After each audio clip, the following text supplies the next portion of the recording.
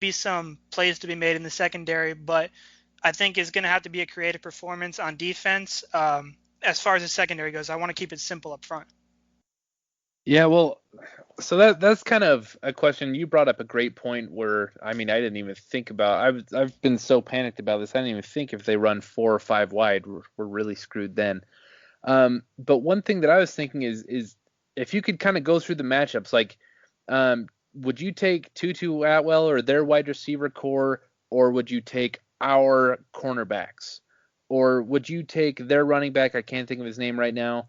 Javion Versus Hawkins. Yes, Javion Hawkins. Would you take him, or would you take our linebacker core with Bradley Jennings and Zach McCloud, who, I mean, mixed reviews in my opinion from their week 1 performance. I'm just worried about both of those matchups, man. Yeah, the linebackers concern me against Hawkins, but I think it would be a lot more of them being aided by the defensive line because of the zone running scheme that they run. So if you get some penetration, like if Nesta Silvera has a type of game this week that he had last week where he's getting penetration and making plays in the backfield, you could kind of get him off schedule a little bit. But there's like the guys just got to stay in their proper gaps against this style of run, because if not, it could get ugly. The thing, I don't think that if McLeod and Jennings are the starters, I think, running outside the tackle worries me because those guys don't really have great speed. Sam. They are kind of slow, if we're being honest. Yeah.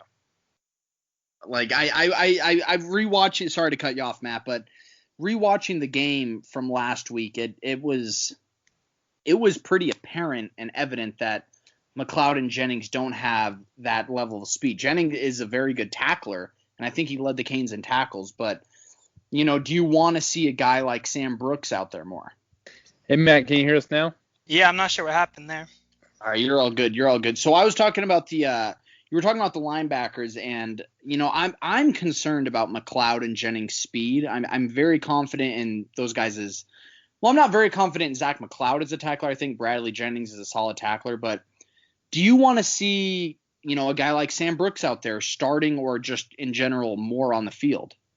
Yeah, I want to see Brooks on the field a lot more, because I think that of all the linebackers you have, I think he matches up the best against this style of run where you need to gonna cover a lot of ground, because they're gonna be, running the outside zone, playing off the tackle a lot. Like, you need someone that can just cover a lot of ground with his feet, and they don't have the most physical offensive line that's really going to overpower him and take advantage of his lack of size. I think that Sam Brooks, I think he's got to play a lot more in this game than he did even last week, and he played about as much as the other guys. I think he should be the primary linebacker. I don't disagree with you, man, because I this is gonna sound so bad to me, but I feel like a lot of people were very hyped about McLeod coming back, and he's great for the locker room. He's great, when it comes to leadership and just maturity and being a veteran there. But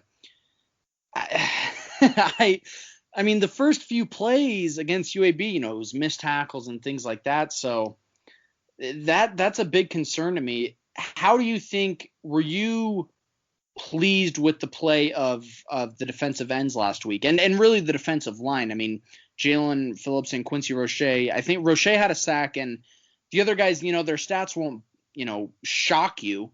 But I thought they were very effective. I thought Nesta played very well. What were your thoughts on the defensive line?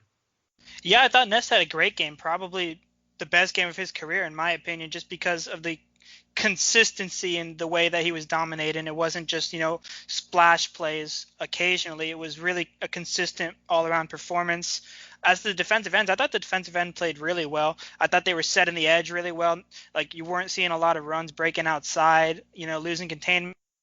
There's only one sack between the two of them, but they were hitting that guy a lot. They were getting a lot of pressures, and I mean, they were getting the ball out in 2.5 seconds max. Like, they were not, like, the defensive ends, they knew about them, and it seriously limited the playbook because they did not trust their tackles to hold up. So the stats might not have been there, but it affected UAB a lot. Okay, well, I'd like to switch sides of the ball now and talk about the Hurricanes offense a little bit.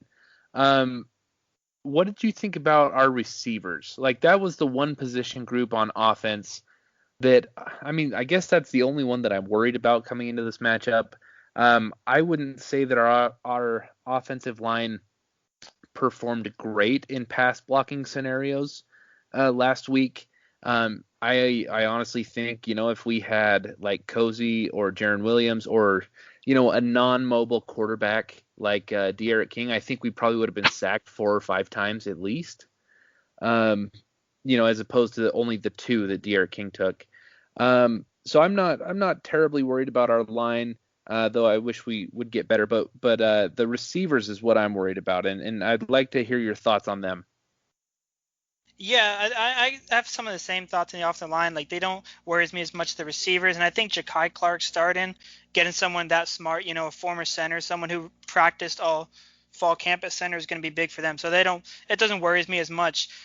I mean, the receivers, they've worried me since even before the UAB game. In our preview article over at CanesInsight, like I said, they worry me more than the offensive line because I don't see I just don't see it with these guys. Like, they're not able to get, create separation against man-to-man coverage, and not, there's no true number one receiver that, 3rd and 8, you're throwing to this guy. If anyone, that's Brevin Jordan, but, he didn't even have a huge impact on the game last week either. Like, I don't see a real threat in the passing game and that worries me. I'd like to see Jeremiah Payton take another step. I'd like to see, maybe someone like Michael Redding come in and get more snaps because he's got that number one receiver, type of physicality and athleticism. But the guys that we have now, I mean, Wiggins was probably the best and he had a pretty good game, but I mean, that's not really someone that I think you can rely on consistently to get open and make plays. And yeah, it's a concern. Yeah, I agree. I mean, Marsh and I we're the conductors of the D Wiggins bandwagon, and honestly, I was a little underwhelmed. Like you said, it was a solid performance. I just kind of hoped that he'd have a breakout year and really establish himself as like a playmaker. We'll see if that happens down the line, but it certainly didn't happen against UAB. When I talk to people, most of the names that I'm hearing when I talk about the wide receivers are guys, like you said, it's mostly Peyton and Redding, and it's mostly people that are saying like, oh, just wait, these guys will come up big later. And that's a huge red flag to me because those guys have no game experience. They're all potential.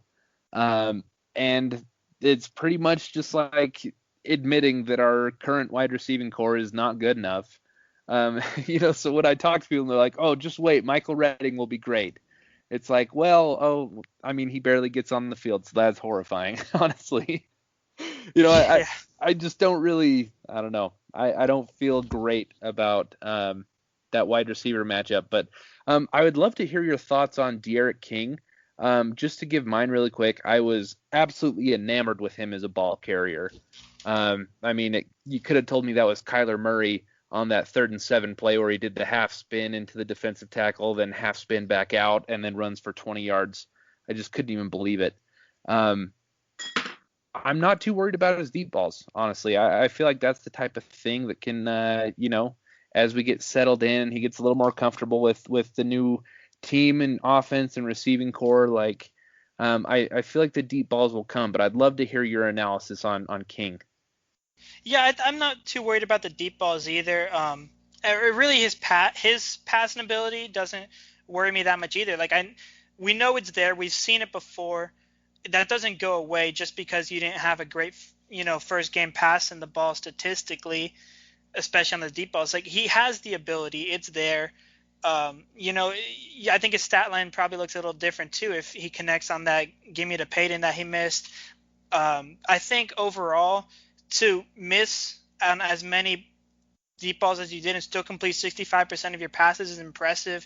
We've been nowhere near that the past few years. We've been, hovering in that like 52, 53% completion range. That's a huge improvement. I think that as the chemistry comes along with the receivers, we'll see more of that. Like, Harley was open. Like, he created separation on that play that King missed him. So that's a positive sign. See it downfield. And I also think that he's going to have more opportunities to make plays as we open up the playbook more. It was pretty clear that they were content with just running the ball last week. The only time you really saw them open up the playbook was in the 3rd quarter when he made most of his, passing yardage was in that third quarter. They opened it up a little bit. They got Brevin more involved. I think that's what the offense is probably going to look more like, and I think that is going to help his stats, which is going to calm some people down. But I think he played pretty well overall. Yeah, I mean, and I think it was 2 drives or just the 1 drive in the third quarter that, man, that is what we've been waiting for. Like that kind of drive, the high tempo and short passes. I know that they got one to Harley and he scooted for a first down. Brevin Jordan had a few catches on those drives. And what is 1 or 2 things that you want to see more of from the Canes offense against Louisville? I mean, for me, it's, I'd say 1 is getting Brevin more involved and getting Will Mallory involved at all, because I think I think those are the 2 best pass catchers on this team.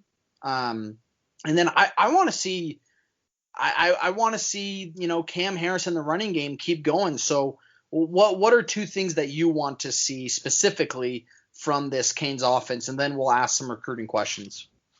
Yeah, I think I really want to see them open it up a little bit more in the play action game and the RPO game, because if you're coming into this game and you're Louisville, you're looking at a team that just ran for 337 yards against a team that statistically was better against the run than you were last year. They're going to be selling out against the run. Let's hit some slants to Harley behind the linebackers when they crash down, because they're extremely aggressive in their front 7. That's how they make up for their lack of size. Their linebackers play extremely aggressive. So let's hit them on a play action. Let's hit them on an RPO and try to get some yardage that way. And I agree with you. I think you got to get the tight ends more involved, because they're such mismatches. Like Louisville has nobody that can match up with either of those guys. Get them the ball in space. Let them run a little bit. Those would be my 2 big things. Okay. Yeah, I mean, to me, this is where you need a Rhett Lashley offense when you're competing against a team that has just as explosive, maybe even more explosive an offense than you do. So we need at least like 31 points. Before we get into recruiting, I want your prediction for this Saturday. You're honest. I need the prediction. Yeah, I think high-scoring game. Play the over if you're going to bet on this, guys. I saw it started at like 59.5. I took that as soon as I saw it. I'm going to go – game comes down to into the fourth quarter. I'm going to go 38-31 Miami. Woo! Woohoo! I love it. That's good. That's good, man. Okay, all right, let's talk some recruiting before we sorry, go ahead, Jordan. No, you're fine. I'm itching to get. I've had this question loaded for a few days now, and I'm just itching to get it off my chest, if that's okay. Okay, so when it comes to recruiting, I really need to talk about the cornerback position. With Christian Williams leaving, this was kind of. I've been complaining about this since day 1 on the podcast. I have said multiple times that we lacked the talent and experience, and like the scariest of all is we lacked bodies at cornerback. We only had 6 guys on scholarship coming into the year. Only 3 of them had playing experience, at least as a cornerback. And now we lost a guy. Thankfully it wasn't one with playing experience. But we lost one. We're down to 5 scholarship cornerbacks. In our recruiting class, we only have 2. We have Malik Curtis committed and Tim Burns Jr. But we don't have a lot of spots. We have 21 commits. We have, I think, only 24 spots because of Isaiah Walker coming. That's going to make it really hard to get a grad transfer. And what if, like, Al Blades has a great season and leaves? I just don't even know what to do with this cornerback position from a recruiting standpoint. And honestly, I might be early, but I'm starting to panic a little bit thinking about it. So I'd love to hear your take on it, Matt.